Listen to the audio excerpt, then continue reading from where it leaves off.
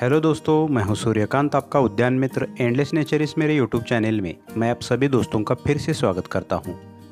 इस वीडियो में आज हम एक सुंदर जलीय पौधे के बारे में कुछ नई बातें जानने की कोशिश करेंगे। दोस्तों, प्राकृतिक आवास में, उथले पानी में, तालाबों में, दलदली क्षेत्रों में, झीलों में पाया जाने वाला नाजुक और सुंदर फूलों वाला यह एक जलीय पौधा है। साथ में हमारे छोटे से गार्डन में यह पौधा छोटे से पॉट्स या फिर छोटे वाटर बकेट के साथ साथ हमारे गार्डन के बड़े पॉन्ड्स को भी एक अनोखी सुंदरता से भर देता है।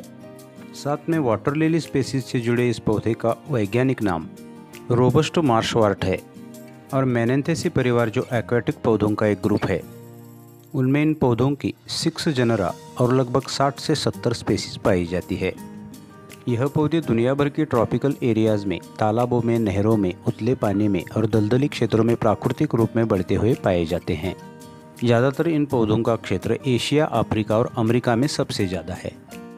साथ में सामान्यतः इस पौधे को निम्फोइड्स इंडिका कहा जाता है और साथ में प्रादेशिक वितरण प्रणाली अनुसार इस पौधे को अन्य सामान्य नामों में बनाना प्लांट, वाटर स्नोफ्लेक, बंगाली में चांदमाला, कुमुदिनी, तैवान लिली, तैरता हुआ दिल या फिर फ्लोटिंग हार्ट, ऐसे कई नामों से जाना पहचाना जाता है।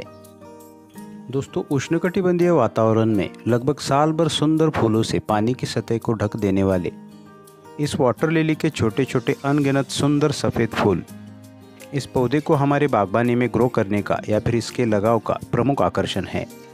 आमतौर पर इनके फूलों में इस तरह 5 पंखुड़ियाँ होती है, लेकिन पोषण स्थिति और कुदरत की डाइवर्सिटी अनुसार इनके फूल इस तरह 6 से 7 पंखुड़ियों वाले भी होते हैं। आमतौर पर यह फूल शुभ्र सफ़ेद रंग के होते हैं और फूलों का मध्य या फिर केंद्र पीले रंग का होता है।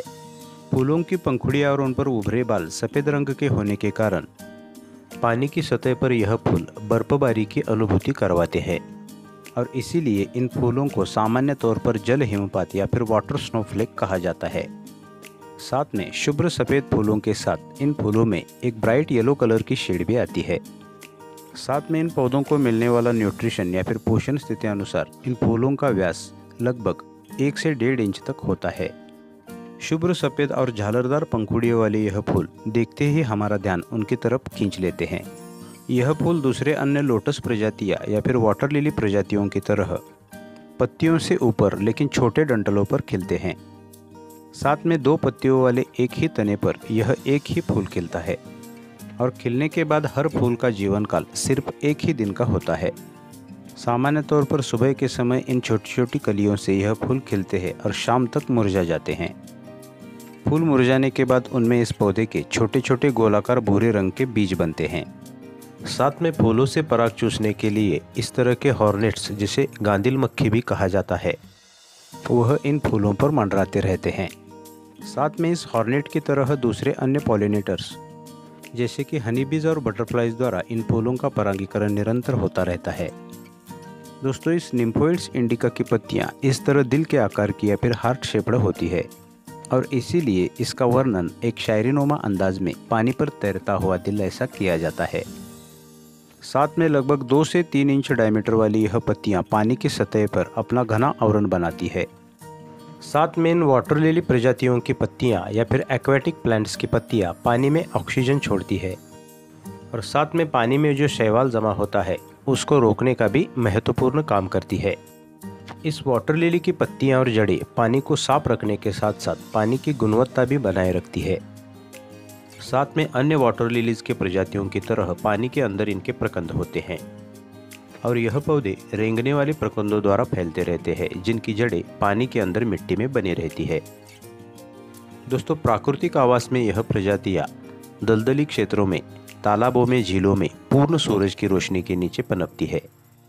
इसलिए हमारे प्लांट गैलरी में भी इन पौधों को हमें उस जगह लगाना है जहां कम से कम 4 से 5 घंटे की सूरज की सीधी रोशनी आती हो, क्योंकि पूर्ण सूरज की रोशनी में यह पौधे पूर्ण क्षमता से खिलते हैं और ज़्यादा मात्रा में फूल पैदा करते हैं। साथ में थोड़े से फिल्टर्ड सनलाइट वाली स्थिति को भी यह पौधे काफ़ी अच्छा प्रतिसाद देते हैं। लेकिन फिर भी हमें हमारी प्लांट गैलरी में इन पौधों के लिए मोस्टली सनी लोकेशन ही चूज़ करना है। साथ में यह पौधे हेल्दी रहने के साथ साथ इन पर प्रचुर मात्रा में फूल खिलने के लिए वाटर बकेट के बॉटम में इनके लिए जो पॉटिंग मिक्सचर हम बनाते हैं वह ऑर्गेनिक मैन्योर या फिर ऑर्गेनिक खाद से समृद्ध होनी चाहिए, क्योंकि ऑर्गेनिक बेस के साथ इन पौधों को सैंडी सॉइल बहुत पसंद होती है। क्योंकि प्राकृतिक आवास में बारिश के पानी के साथ मिट्टी के पोषण तत्व बहकर तालाब या फिर झीलों के तल पर जमा होते हैं, जिससे प्राकृतिक आवास में इन पौधों को समृद्ध पोषण मिलता है। इसलिए हमारे प्लांट गैलरी में भी वाटर बकेट्स या फिर छोटे छोटे पॉन्ड्स के बॉटम की मिट्टी हमें ऑर्गेनिक खाद से समृद्ध बनानी चाहिए, जिससे ऑर्गेनिक खाद से पोषण मूल्य पौधों की ज़रूरत अनुसार बड़ी लंबी देर तक स्लो रिलीज होते रहते हैं। साथ में इस निम्फोइड्स इंडिका को हम छोटे से पॉट में भी सिर्फ मिट्टी में भी ग्रो कर सकते हैं। बस इनके प्रकंदों के आसपास की मिट्टी को हमें हमेशा नम रखना होता है, जैसे कि प्राकृतिक आवास में यह पौधे दलदली मिट्टी में पनपते हैं। साथ में डेकोरेटिव पर्पज़ में हमारे प्लांट गैलरी में हम इसे छोटे साइज़ के वाटर बकेट से लेकर लगभग 5 से 10 फीट लंबे छोटे से पॉन्ड में भी ग्रो कर सकते हैं। बस एक छोटी सी खबरदारी के तौर पर इनके बकेट का पानी कम से कम मंथ में एक बार अगर हम बदल देते हैं तो ज़्यादा दिन स्टोर किए हुए पानी में जैसे मच्छर अंडे देते हैं, जिससे नए मच्छरों की वृद्धि से मलेरिया जैसी डिजीज़ बढ़ती है। बार बार पानी बदलने से उनका निर्मूलन हो जाता है। साथ में हम इनके स्टेम डिवीजन से या फिर इनके प्रकंदों को डिवाइड करके इनका आसानी से प्रोपोगेट कर सकते हैं, और इनके बीजों द्वारा भी इन्हें उगाया जा सकता है, क्योंकि इनके मुरझाए हुए फूलों में इनके काले भूरे रंग के बीज बनते हैं। विषाक्तता के मामले में भी यह पौधा ज़्यादातर गैर विषैला है, क्योंकि अध्ययन में इस पौधे में ज़्यादातर कोई भी विषैले तत्व नहीं पाए गए हैं। दोस्तों, उष्णकटिबंधीय वातावरण में लगभग साल भर इस निम्फोइड्स इंडिका के सुंदर झालरदार छोटे छोटे मनमोहक फूल हमारे गार्डन में एक अनोखी सुंदरता भर देते हैं। और साथ में पेड़ पौधों के इतिहास में इस पौधे की भी हिस्ट्री काफ़ी पुरातन है, क्योंकि लगभग 15वीं सदी से पहले लिखी गई वोइनिच पांडुलिपि नाम की जो एक रहस्यमयी किताब है, जिसमें बहुत से अलग अलग वनस्पतियों को दर्शाया गया है, उस किताब के 6 नंबर के पन्ने पर इस निम्फोइड्स इंडिका को दिखाया गया है, जिससे यह पता चलता है कि हमारे द्वारा किया गया इस पौधे का अध्ययन काफ़ी पुराना है। अच्छा, तो दोस्तों, इस निम्फोइड्स इंडिका की जानकारी अगर आपको अच्छी लगी तो वीडियो को लाइक कीजिए, अपने दोस्तों के साथ शेयर कीजिए और चैनल को सब्सक्राइब करने के साथ साथ पास के बेल आइकॉन को भी प्रेस कर दीजिए, जिससे पेड़ पौधे और कुदरत के बारे में आगे आने वाले वीडियोज़ की नोटिफिकेशंस आपको समय पर मिलती रहेंगी। अगले वीडियो में फिर मिलेंगे एक नया पौधा और उससे जुड़ी कुछ नई जानकारी के साथ। Till then, goodbye. Om Sai.